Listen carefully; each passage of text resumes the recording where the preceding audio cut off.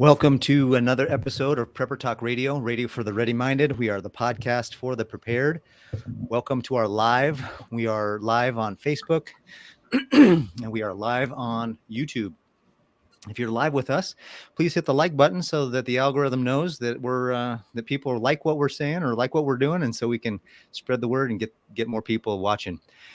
Tonight's episode is going to be fun. We're going to talk about some of the things that are going on in the economic world.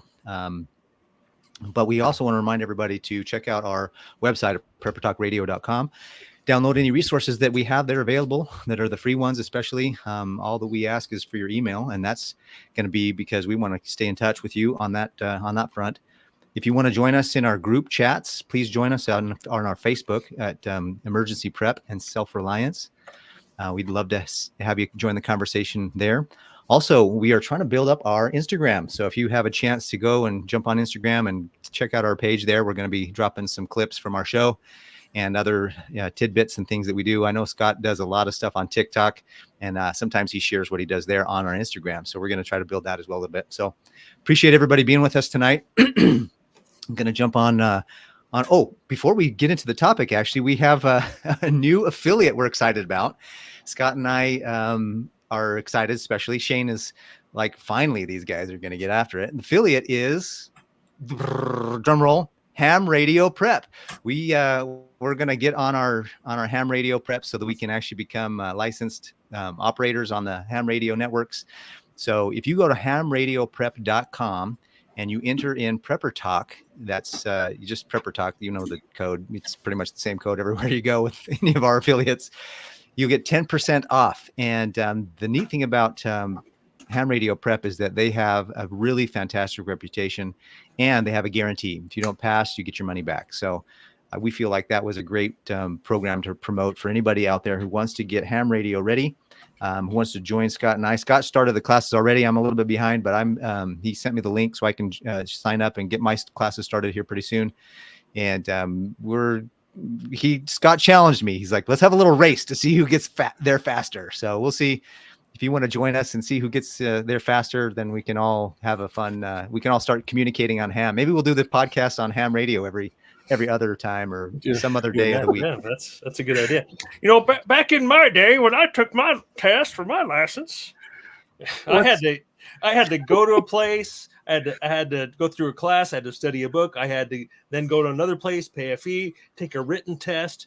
Now you do it online. It's so stinking easy. And it took me like 8 weeks. No, it took maybe more like 10 or 12 weeks to get my call sign, just waiting for it. And now I think you get it immediately once you pass the test, or very quickly thereafter. So yeah, very cool.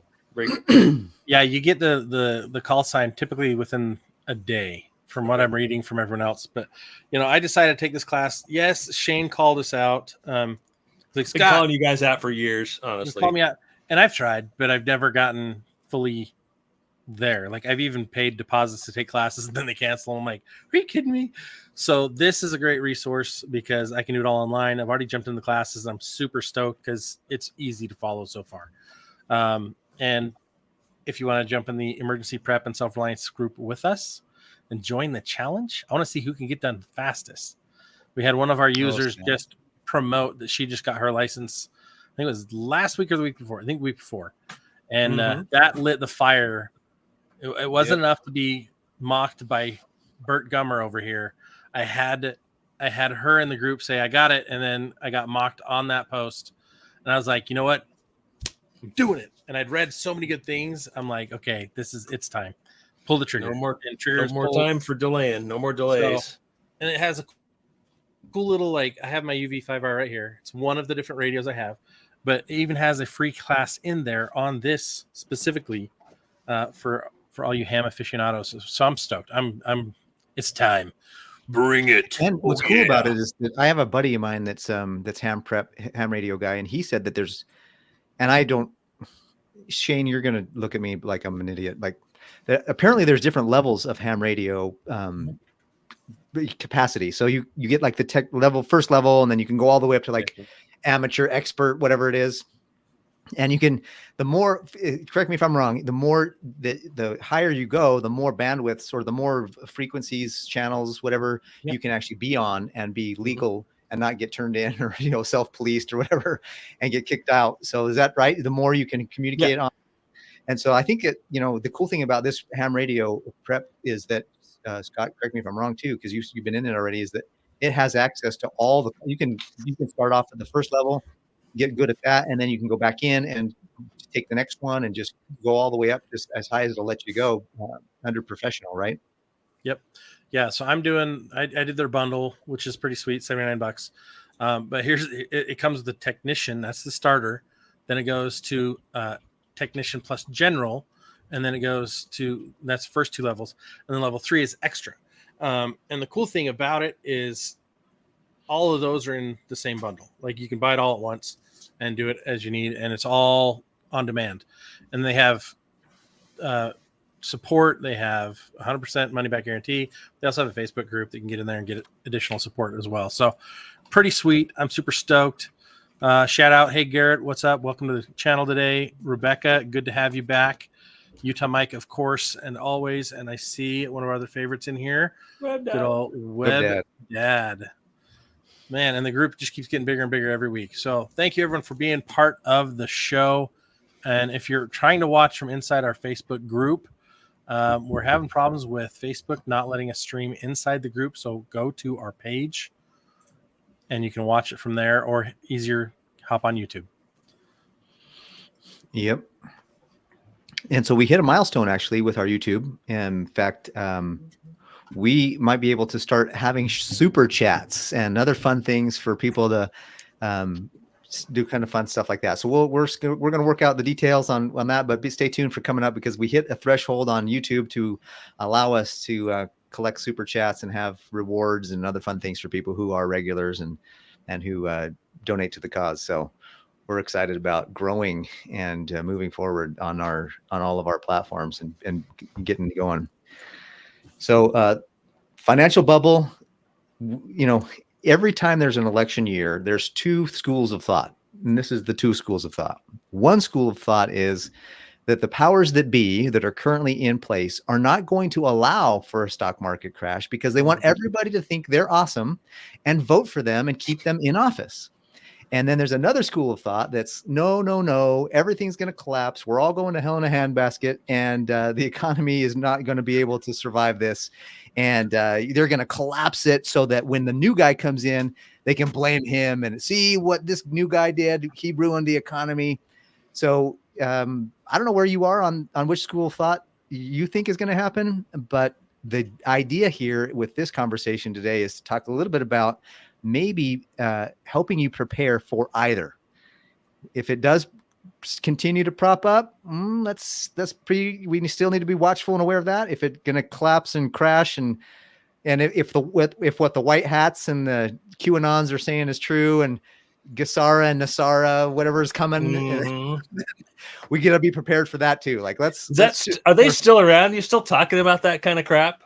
I just was talking to somebody about it the other day, and I was like, it's interesting that I was like, oh, that's still a thing. About that. So, it was it's kind of around when Q was a thing.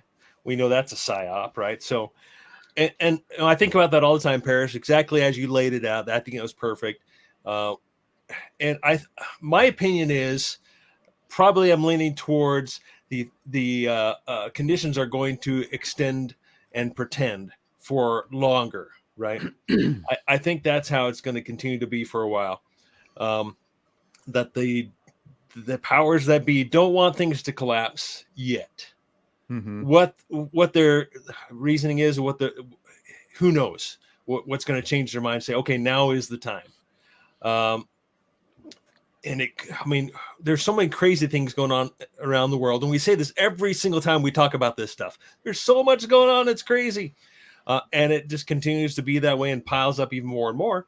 And so it's hard for me personally to develop an opinion of what is going to happen next, because one thing leads me one way, another thing leads me another way in my thinking, and it just seems like it is going to continue to drag on. And those of us who are watching and crossing our fingers and ready for it to collapse and have been working on being resilient and a hard target, whatever you want to call it, are going to be disappointed for longer, because this is just going to keep dragging out and just keep punishing us, those that are watching and open-eyed and prepared, and thinking this can't possibly go on for any longer. The risk of me rambling some more, I think back to 2013 when, and I'm going to keep rambling. Shane, I love it when you ramble, dude, especially when you add self-awareness. All right, cool. Is All right, is a good feel one. free to Talking stop longer, me let me anytime talk here. longer. But I was going back to 2013. I was, it was like March or April or so, and I was waiting for my pension buyout to come in, and I was honestly concerned that it would collapse before I got that in time. And look how long it's been now. It's been 11 years. So how could this possibly go on any longer? Well, what's crazy is all the major economists are like, we need a correction because we're overweighted. You know, in wildfires or in forestry, it's good to have a wildfire every few years to reset the flora and fauna, whatever it is there. That's the same thing is true in economic cycles and business cycles. There's some businesses that are around today that need to be probably not around today because the guys that are running it aren't running it very efficiently. Zombie corporations. There's zombie corporations, and that's actually a thing. If you look it up on Google, look up zombie corporations, it's legit. So I feel like there's a lot of that too is coming. We're seeing a lot of different. They're really hitting us from a lot of different angles, honestly, because we're seeing a lot of banking that's consolidating. We're seeing a lot of these, but at the same time, we're seeing credit unions expanding. But we're also seeing the food supply chain. We're seeing different consolidation of major processing centers. We just talked with AJ Richards last week about how, or just you probably listened to it this morning or yesterday morning, if you're listening to our podcast.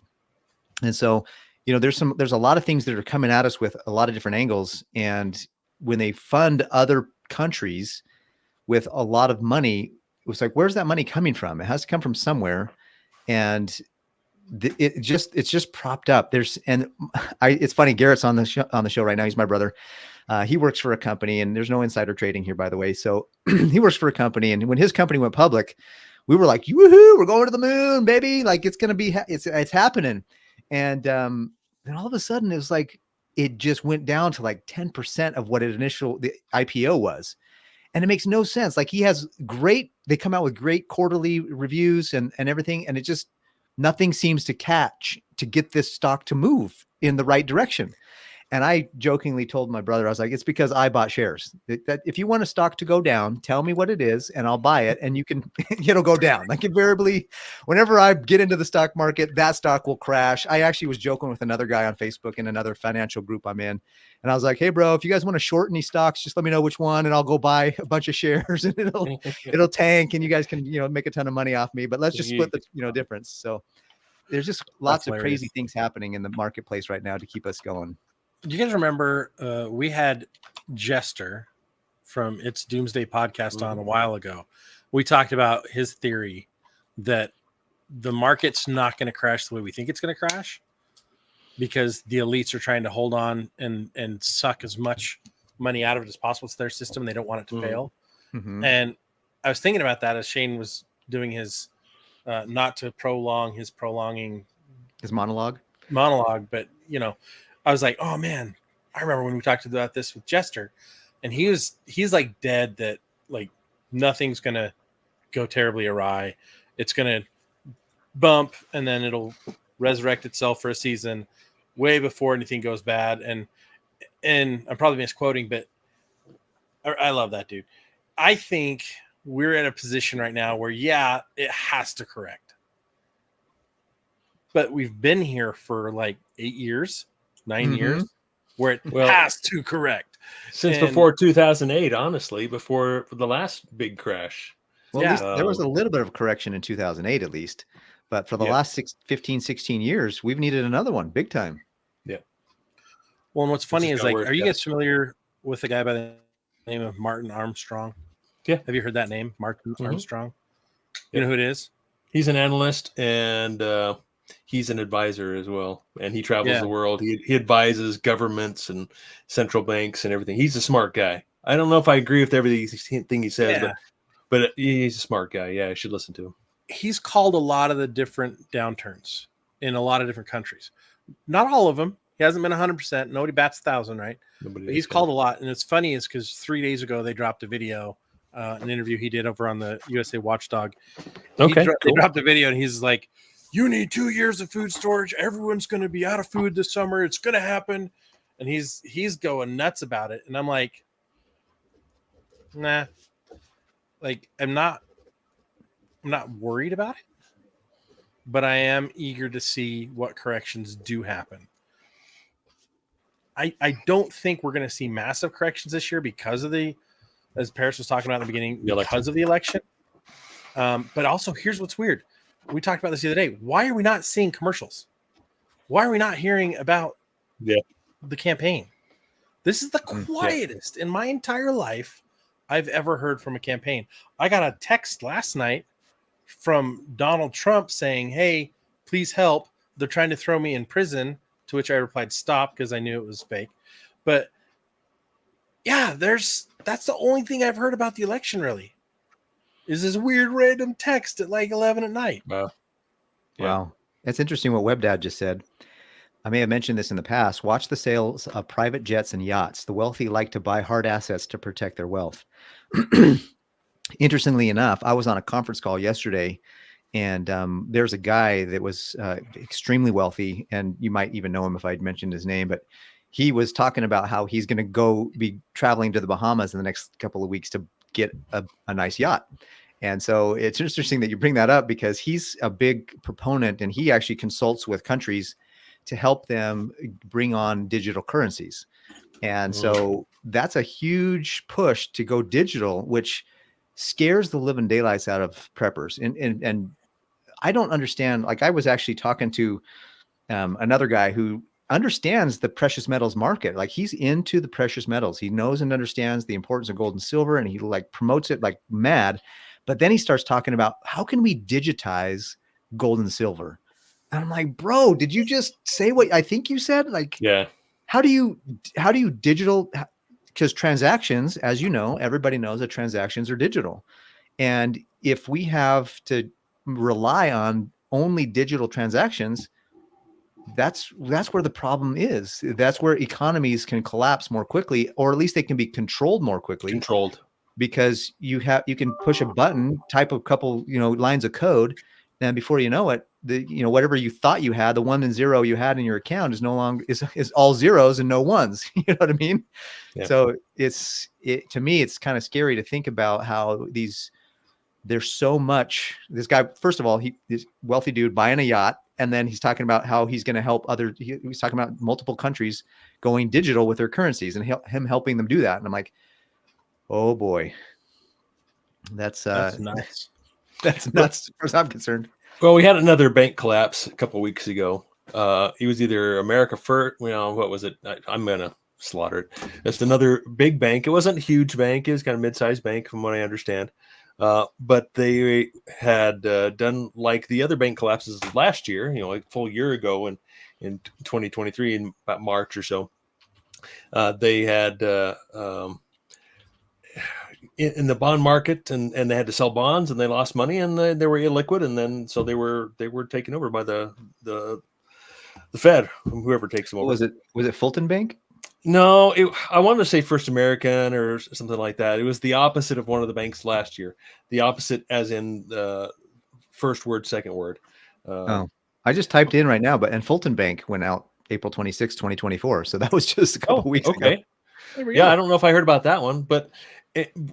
And one thing I continue to hear in a lot of the mainstream channels is, and even what's his bucket Fed guy, he said there will be more banks that will collapse because they're watching the banks. Oh no, the banking industry it's well funded. It's liquid. It's when they say that, it's the opposite is the absolute truth. And so I'm concerned about banks, and I think the plan is that the small banks will be bought up or taken over by the large banks. Mm-hmm. So that eventually all there is are large, very large banks, maybe 6 or 7, and then the Federal Reserve. And then it'll be digital and so forth.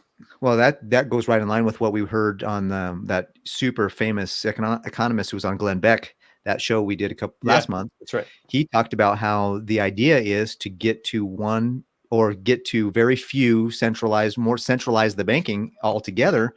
When you centralize the banking, that's absolutely in that Communist Manifesto. That's a Marxist move, totally. Mm-hmm. The more you have just a very few banks controlling the whole economy, controlling the whole market, the more that they can do whatever they want, and there's less that regulation. That regulation really comes in hard. I think that it's not a good idea to consolidate, but they are more and more of that, and it's not. Some of them are consolidating because they're selling and they're getting out, but they're also, some of them they're forcing them to fail by, mm-hmm. I'm sure.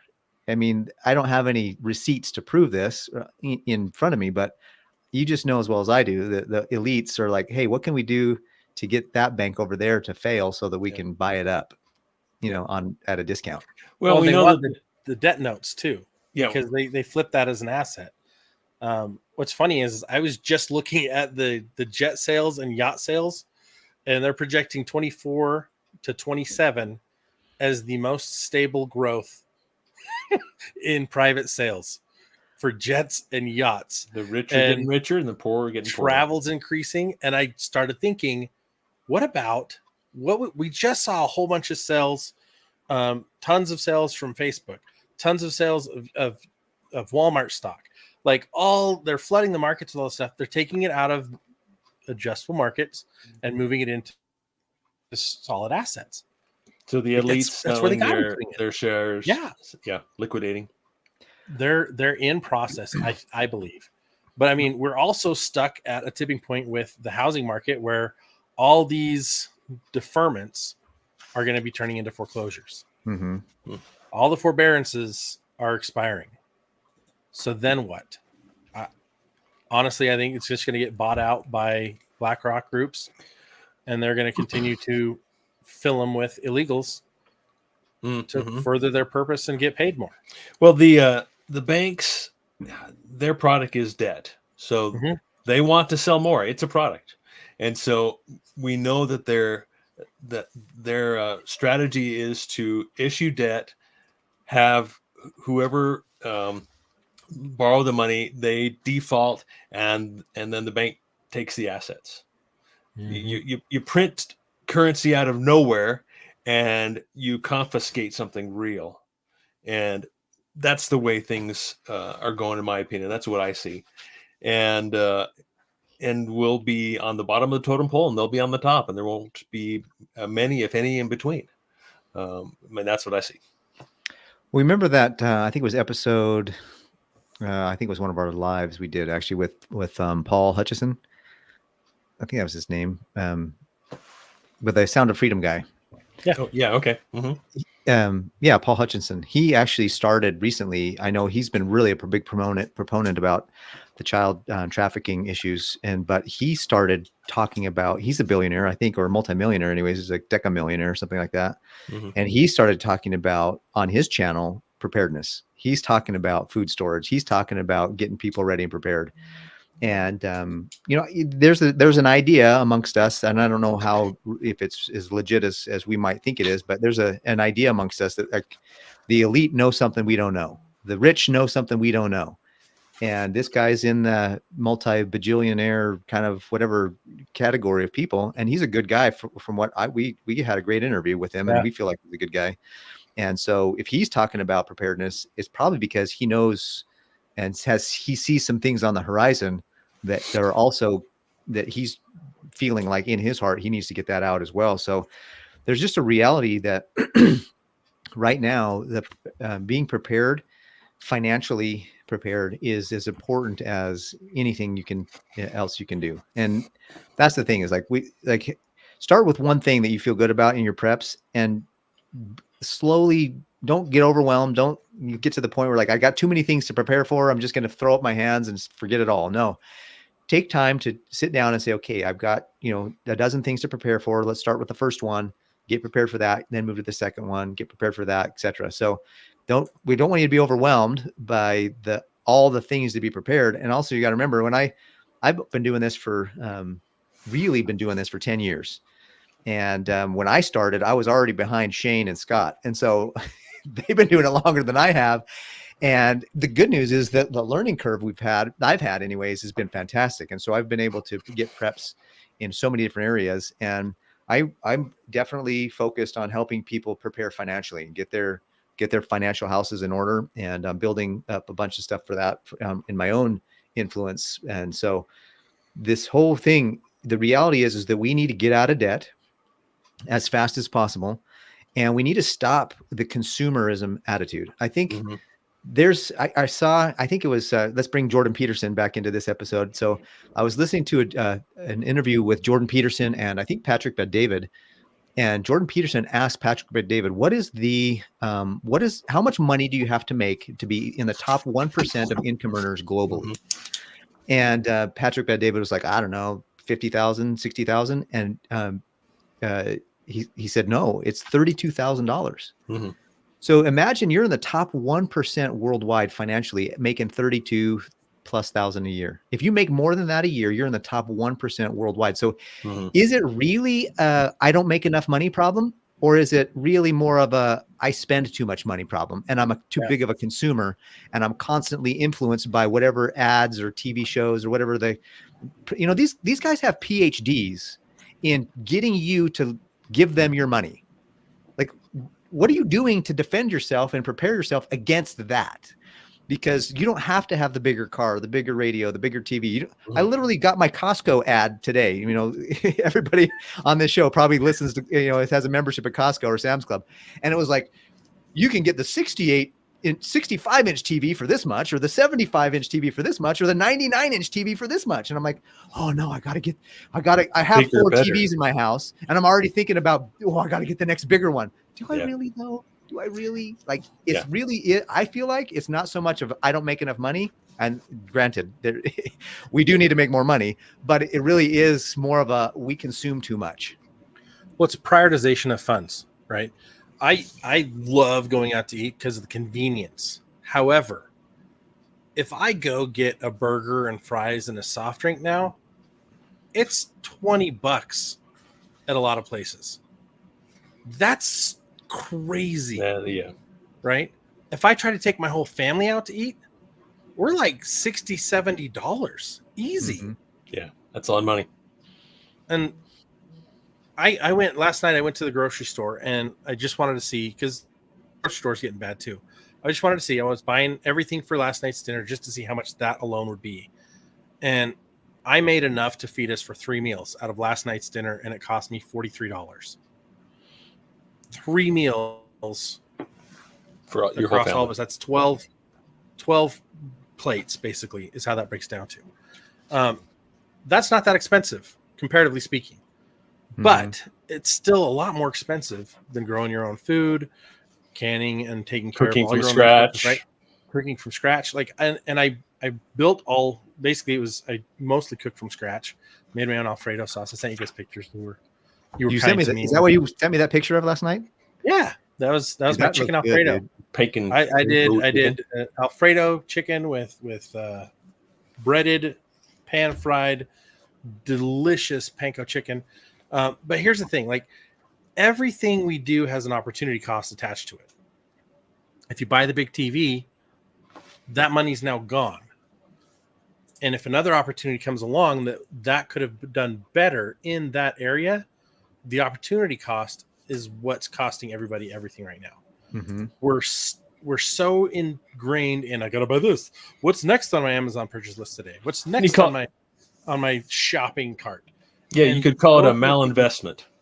Yeah, those are the things that are stopping us. Distortion. From being prepared, self-reliant, and free. And by changing how we spend and prioritizing our money and our time, we are now more free to do things that make more sense in our best interest long term. Yep. And that's the major shift we as a people need to be taking. Well, Paris, here's another topic I wanted to get your take on it. Of course, the talk at the first of the year was, there's going to be 3 rate cuts throughout the year. I think it was even 5 toward the end of last year or something like that. And now I think it's down to 1, which may happen in November. But we all know, those of us who have any common sense about economics realize that what actually needs to happen is that rates need to go up, because there's still inflation is growing. It's actually been showing its head again in the latest reports, actual government reports, which I don't believe at all.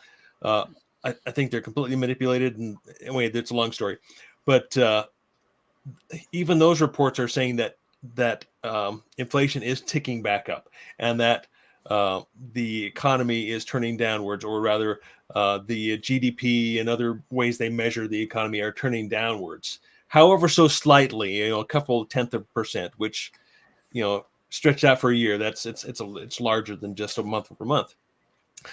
But in reality, rates need to go up in order to correct the inflation issue. So why would the central bank, why would the Fed cut rates only to benefit the rich? That's what happens. Yeah. Well, there's, in the circles that I'm listening to, some of them talk is, why are we still printing money even? And that whole thing of, there's the quantitative easing, but then there's also quantitative tightening, and the tightening is coming. They're talking about that too, where they're tightening the things. And, if the economy was just left alone to run itself, it would start to correct, and it would do what it needed to do. And so when you say they're manipulating it, absolutely, like that's the problem, is they get their fingers in there trying to solve the problems that they caused.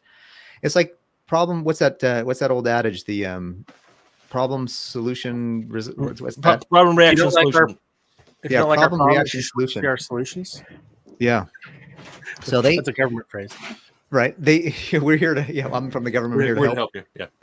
So I think that Hegelian dialectic. Hegelian dialectic. Yeah, exactly. They're trying to manipulate it so that it does what they want. And I feel like that's kind of why I started off in the beginning. Like, what do you think they want? Do you think they want to prop it up and keep it great so that everybody thinks that certain president that we have right now is doing great? And, we hear from the spokesperson, I don't remember, Jean-Pierre or whatever her name is.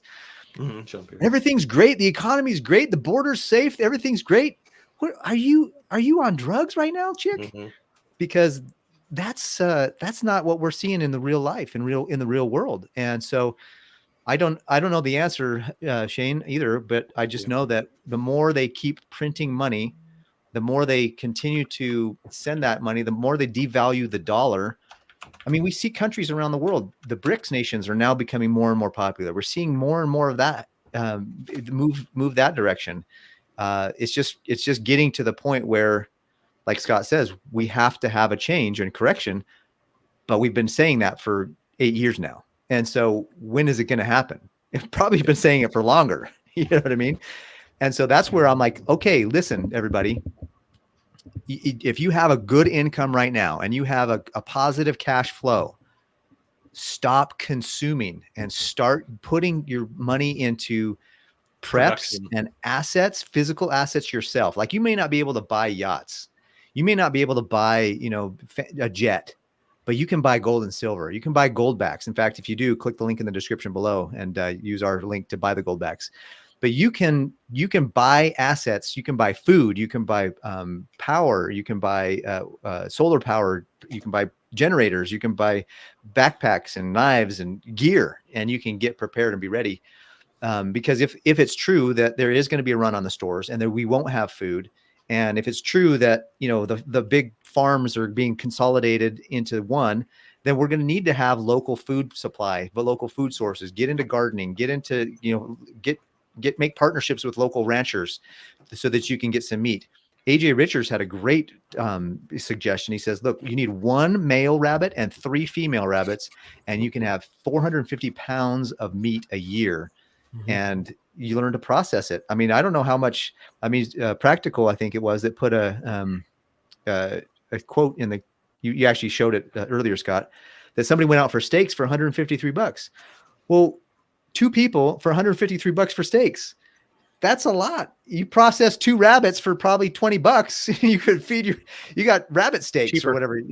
What's That's that? an anniversary dinner. Is what that It's is. even cheaper than that for rabbits. Like, it's funny because I follow a lot of meat processors on social media, because you can get these chuck eye rounds and all these other big stuff and turn that into like 5 steaks, and it ends up being about 1/4 of the cost of just getting a cut steak. Right? There's so many different ways you can bypass the big costs. There's so many different ways you can save yourself money by doing things yourself. Like, this needs to be the DIY revolution. Like, we can take care of ourselves. We've gotten stuck in this education model that tells you you have to be specialized. You have to know one thing better than everybody else and hire everything else out. Right? Well, diversify your knowledge, diversify your portfolio. My favorite investment is my food bank. That's my pantry. That's my home store.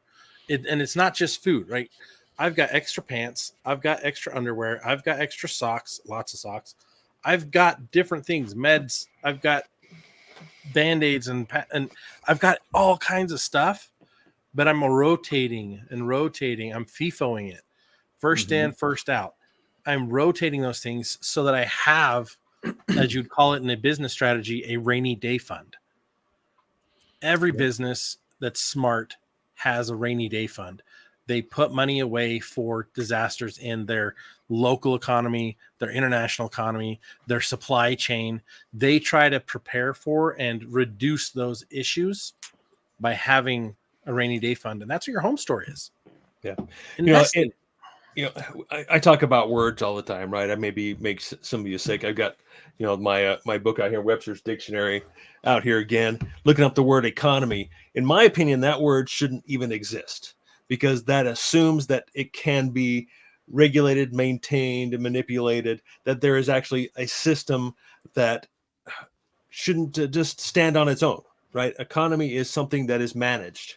And if we didn't even talk about, and this is high hopes, on my part, using the word economy is for something economic, but rather something that can be controlled. You look at all these professionals, and I'm using air quotes, that you see on mainstream TV, on the internet, that focus their entire lives on studying the economy and how it works, and business this and business that. And I think to myself, I've never verbalized this before, what a complete waste of time, and there you could be actually creating something. You could be manufacturing something. You could be replacing spending with generating. And there's my soapbox there. I'll preach from for a second there and shut up. But I'll keep going. That word is just it's kind of like there's other words that we use all too often as well that I think should be eliminated. Like for example, just a quick tangent, the word love. I think we overuse that word, right? It should be reserved for the most sacred uses of the word love, like family. Like, oh man, I love this car. I love this gun. I love this. I love that. Okay, that's a little overusing that word. That I think that's inappropriate use of the word love. And so I think economy and many other words get overused that way as well. So anyway, I'll shut up. Thanks, Practical. Appreciate it. We need to have some way to interact with each other on goods and services, and bartering is great. It's just, it's not scalable as much as cash or money supply would be. Gold and silver is great if we continue to use it. The problem is that it's so heavy. And so it's hard to take. That's why dollar bills and fiat currency really seems to always pop up out of nowhere. And then the cycle continues. It's crazy to how it starts with gold and silver backed by good things. Then it goes and moves into this fiat currency. Then we get overconfident. We start to the debt bubble increases so big that we're now lazy and idolatrous, as the scriptures might say. And then all of a sudden it bursts, the bubble bursts, and we're back into the whole thing where we got to go back to bartering and gold and silver and working that way again. It's a cycle that's happened over hundreds of years. The funny thing is that, you know, we haven't seen anything actually like that in our lifetime. And even probably the last time it happened was in the early part of the last century. And so I don't know that there's even anybody alive today very much that's seen a changeover in the world economy or the world reserve currency. And so we're at a place where, like, this is the first time in anybody's lifetime that's alive right now where a world economy might be completely changing. And think about too, is like back in, I don't know, 100, even not even 100 years ago, maybe 50 years ago, we didn't have a lot of international transactions. Everything was kind of more local. It was maybe intrastate. And then, we were doing pretty good, nationwide. We had a lot of stuff going around.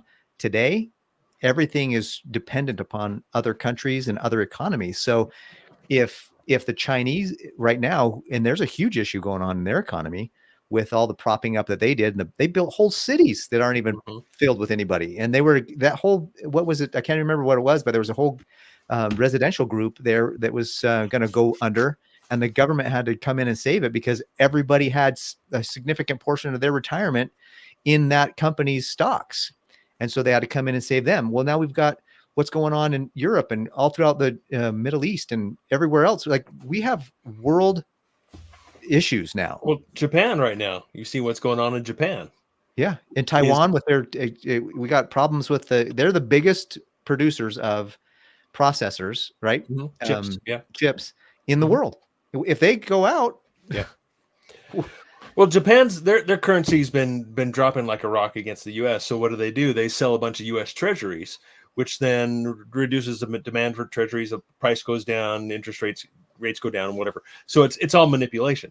And I think in this last week alone, they sold, like, I'm gonna get it wrong, but it was tens of billions of dollars of U.S. bonds to prop up their currency. And they're going to have to continue to do that because it continues to get weak. And I mean, the Japan has had a 0% interest rate for 20 years, something like that. Wow. Just absolutely ridiculous. And they've just been printing like crazy. I think their debt ratio is like there is upwards of 250, 275%, whereas the US are like 130 or something like that. So they are, in my opinion, going to be the next to go down, whatever that looks like. But they are having to take extreme measures, and they, if you guys saw about a month ago, they raised their interest rate for the first time in 20 years. What did they do? They raised it 10 basis points, 0.1%. So they raised it from 0 to 0, and so that's all they could do. Otherwise, they would probably destroy their currency, destroy their economy. There's that word again, right? And so, like you say, Paris, things are a mess everywhere in Japan and Taiwan and China and Russia. I've got a whole list of things I was able to write down in here in just 5 minutes that are hot buttons right now that do affect our economy, that do affect. They're not just about war. They're not just about those types of topics. They affect everything. They affect the currencies. They affect our jobs, every single aspect of our lives. In other parts of the world where they shouldn't have any effect on us whatsoever. We should be isolated, but we're all tied in it, and it is a global problem at the moment. And like you say, Paris, if you would just let the market work like it should, just naturally, just capitalism, call it capitalism, then problems would work out. There are collapses that fix problems, that filter out the bad companies. New better companies take their place, and things they work themselves out. But when it's forced, there are distortions, and then when it collapses, it's going to take everything out, and there may not be a recovery for a long time. The thought came to mind is, like, why are we not satisfied with anything we have, and we have to keep going after more? That's where greed takes over and becomes the downfall of every market, right? Because greed can distort and corrupt so quickly Whereas like satisfaction, contentment, it doesn't mean you don't want more. It means that you're grateful for what you have and that you're on a balanced plane of existence internally, spiritually, emotionally, mentally. There's a quote by Oscar Wilde that says, true contentment is not having everything, but in being satisfied with everything you have. And I feel like as a preparedness minded person, I am more in line with that phrase because of prepping. And I feel like that's something I can continue to work on. I think we all need to, but buying less, being grateful for what you have. And honestly, the more you buy and the more you get, the more you have to take care of. And is it really worth your extra time to have to then manage those things? Yeah, along those same lines, again, here goes the soapbox again. And I hate to be the one to say this, because a lot of the wrong people say this.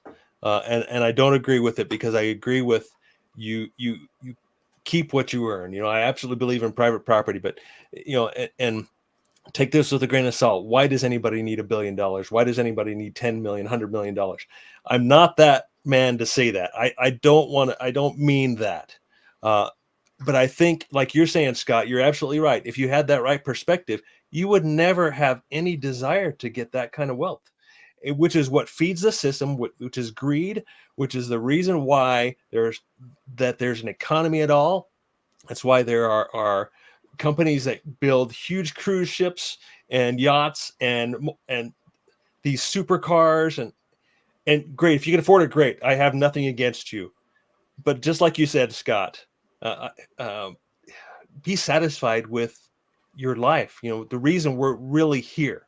We're not here to obtain possessions and wealth and power and influence. It's just a level of enlightenment that I'm trying to get to. I don't want to be a worldly person, but being a prepper kind of necessitates you having stuff. But I think there's a balance between realizing that you've got to be grounded in the reality of giving. I mean, the scriptures say that it's okay to seek for riches if you use those riches to feed the poor and the naked and the downtrodden and the widows and the fatherless, to take care of other people. It's okay to do that. And I don't think that there's anything wrong with progress and wanting to, innovate and do more things. I just don't always, where I get problematic is where the scriptures say, it's easier for a rich man to go into the eye of the needle than it is to get into heaven. And that's because their love of the riches. My whole thing, I'm actually trying to redefine on my financial channel. I'm kind of trying to redefine the difference between being rich and being wealthy. Like, I would rather be wealthy where you have abundance, where you're grounded and you're temperate and you're confident and you're giving and you're philanthropic. Generous. Rich is that, Scrooge McDuck mentality to me. Like, that's that selfish, I'm just going to hoard and be rich. And, no, you kind of, that's not how I see it either. But I don't mind if you have an abundance and if you want to have more, and frankly, you study the scriptures. If you really study the scriptures, every major, well, not everyone, because there's several of them that had to live more of a poverty lifestyle, but there's a significant amount of God's patriarchs that were quite wealthy. They had abundance of flocks. They had abundance of herds. They had abundance of grains. King Solomon. And so there's nothing wrong with that abundance if you use it for the right reasons. And that's where I think we get so into consumerism. I mean, there's a kind of a funny story, though, that I heard a guy that he pulled up in a Ferrari or Lamborghini or one of those fancy cars. And somebody's like, hey, you know how many people you could have fed? How many hungry families you could have fed if you hadn't used that money to give to the poor instead of buying that Ferrari? He's like, yeah, you know what? I actually did have thought about that. In fact, the guy who made the tires, I gave him a job and fed his family. The guy who made the pistons, I gave him a job and fed his family. The guy who made the seats, I fed him and gave him a family. He went through like a bunch of things that go into making the car. Because he bought the car, he was able to facilitate the funds for those people to have jobs to make the car. Mhm. And I was like, that's actually a really nice perspective. Yeah, I heard that. I've heard that. I like that perspective. I agree with the guy. I was like, sometimes I agree with the guy though. It's like, man, did you really need to have the Lamborghini? Would it have been okay with a really nice, but it does make sense the way he presented that perspective that, Well, so that's Yeah. the balance I'm trying to work on myself. yeah, and a couple of last comments for me is, you do hear in the scriptures the words wants and needs, right? Mhm. We shouldn't just hope to have our needs taken care of. We should reach for having our wants taken care of as well. But the saying that rings in my mind is, and which it really is my goal, and that I hope to be worthy of, is we have sufficient for our needs.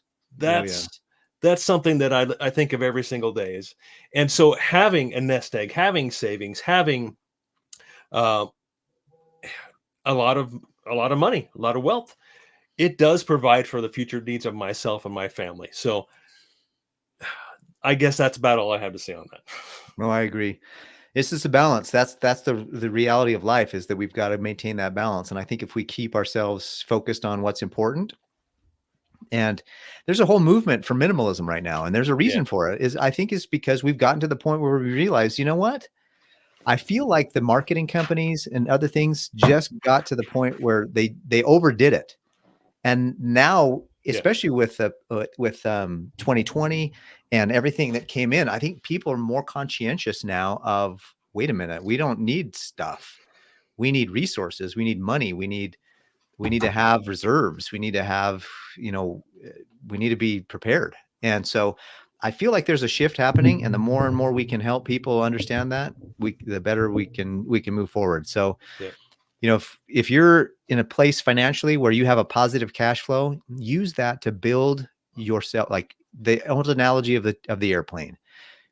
Put the mask on yourself first and then help your neighbor. So if you have a positive cash flow right now, get out of debt, build up some savings, build up some reserves, and get the preps that you need, and then start helping your neighbor. And you'll be surprised how much you'll be blessed if you, especially, in the scriptures, it says, if you seek for riches, it's okay if you use it to bless the lives of other people. And I feel like God is like, okay, I'm going to give you more because I know you're going to do the right stuff with it. Yeah. And so I believe that's true anyways. So I know we're about to the hour here. Any last minute thoughts? You're muted, Scott, there, you're on. Scott. I'll mute you there. There we go. I love what we've talked about. I wanted to bring up one thing, though. In Christ's time, when he was asking people to follow him, he was asking them to do what? Sell everything, give up everything. Mm-hmm. Give it to the poor and come follow him. Mm-hmm. That's hard to do in our day. Mm-hmm. And my challenge to everyone would be, do as much as you can, and you will find greater peace and greater joy. Part of our preparation is to help our neighbors when that time comes. I can't help everybody. There's some I have to turn away, but I want to help as many as I can. That's why we do the podcast, to try to help as many people get prepared as we can. We're creating a army of prepared people who will help get through anything. Yep. That's my hope. I feel like that at the very least, if we're not supposed to sell everything right now, or at least I haven't been told by God to sell everything. However, I'm in for the mindset and my mental capacity is, if I was asked, I'd be ready to sell it all and go. Yeah. I'm not so attached to it that I have to have it. While I'm here, might as well play the game and have a good time playing the game, right? But as soon as the call comes, I'm ready to cut and go. Yeah. And that's the attitude I feel like that is, that I feel like I need to develop it more. I need to really, and I need to make sure I really have it. Like, I think I have it. I talk like I have it, but if crap really hit the fan, am I really ready to walk away from everything that I've built, quote unquote, Yeah. And so it's just getting to that point where you can walk away. If God calls, are you ready to walk? and leave it all behind. I mean, that's one of the reasons why Lot's wife got in trouble, because she looked back and she longed for the days of Sodom, you know, and she turned to salt or whatever actually happened. The symbology there, though, is the real. flesh pots. Yep. Awesome. All right, guys. Again, just you've been listening to Pepper Talk Radio, Ready for the Ready-Minded, the podcast for the prepared. Wherever you are listening, whether it's Apple or Spotify, please hit the 5 stars. Give us a review. Also, jump over to our Instagram page. Follow us on Instagram. Jump on our YouTube. Give everybody let everybody know about our channel. Share as much as you can. Spread the word. Get the word out. We actually had our last interview that we did with AJ Richards. Several people shared that on their timelines to their communities, and that's excellent. In fact, AJ shared a little bit of stuff to his group as well. So hopefully we're going to start to see some more traffic in our direction, and that's the more that we can collaborate and coordinate and get more people prepared, the better. And so thank you so much for listening. Have a wonderful rest of your night, and we'll see you next week. See you next week, guys. Thanks for joining us.